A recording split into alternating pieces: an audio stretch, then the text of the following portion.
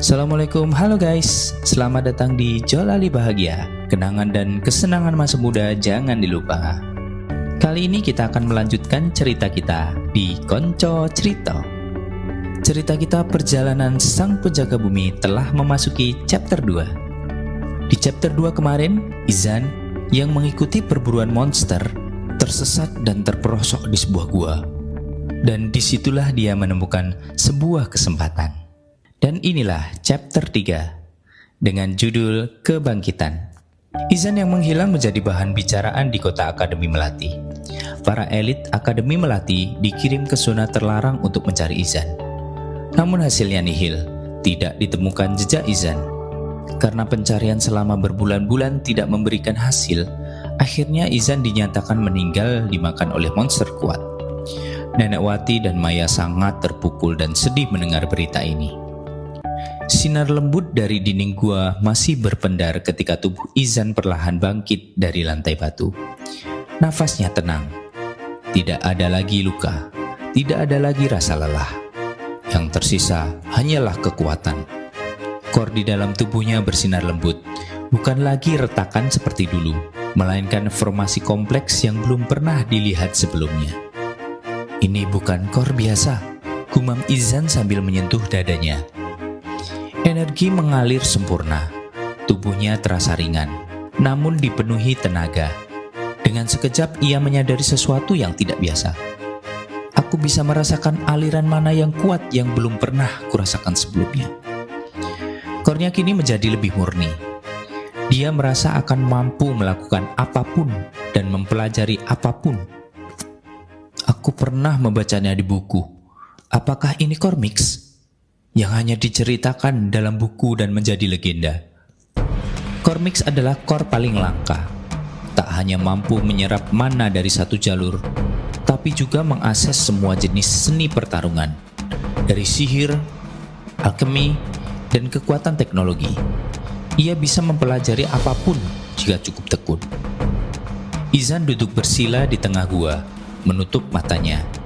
Ia memanggil ingatannya, membuka kembali lembar demi lembar dari ratusan buku yang pernah ia baca. Tentang teknik naga membelah udara, gerakan bayangan 3 langkah, hingga tombak bambu 1000 tikaman.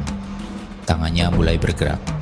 Satu persatu gerakan dari seni bertarung yang hanya pernah ia baca muncul dan dieksekusi sempurna. Gila, tubuhku mengikuti sendiri. Biasanya butuh waktu bertahun-tahun untuk menguasai satu seni bertarung. Namun dengan kekuatan core barunya dan memori kuatnya terhadap teknik, Izan hanya butuh beberapa jam. Saat sedang memusatkan energi, matanya tertuju pada sesuatu. Di samping altar tempat ramuan itu berada sebuah peti kayu tertutup debu dan lumut. Dengan rasa penasaran, Izan menghampiri dan membuka perlahan. Kriek! Dan terlihat di dalamnya 2 barang tersimpan. Yang pertama sebuah buku tua berkilau dengan sampul berwarna hitam perak, dengan judul diukir dalam huruf kuno, Langkah Bayangan, Seni Penguatan Gerak Tubuh.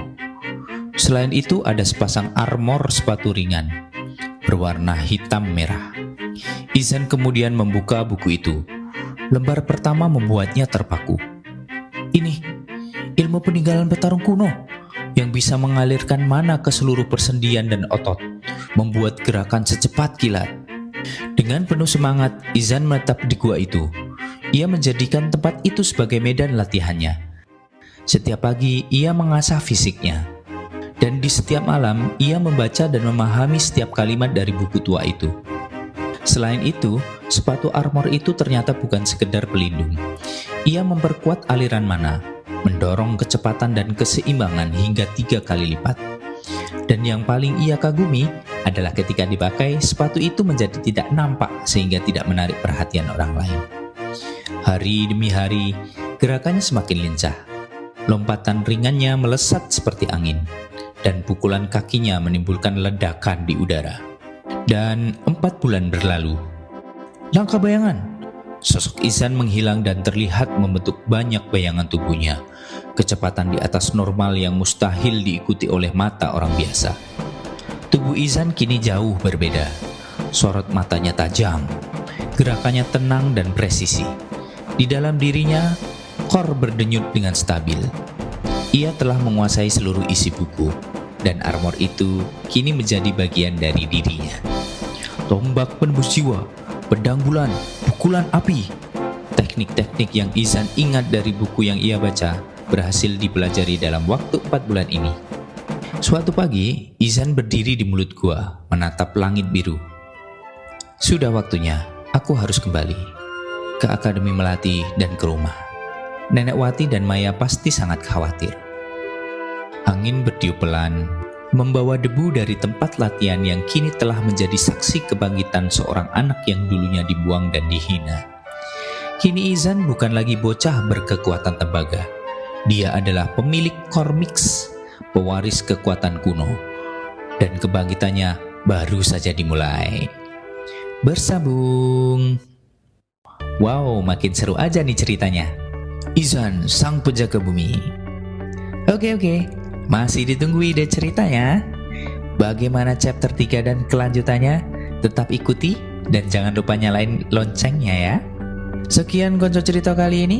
Sampai berjumpa di chapter selanjutnya. Jolali bahagia. Jangan lupa like, share, and subscribe.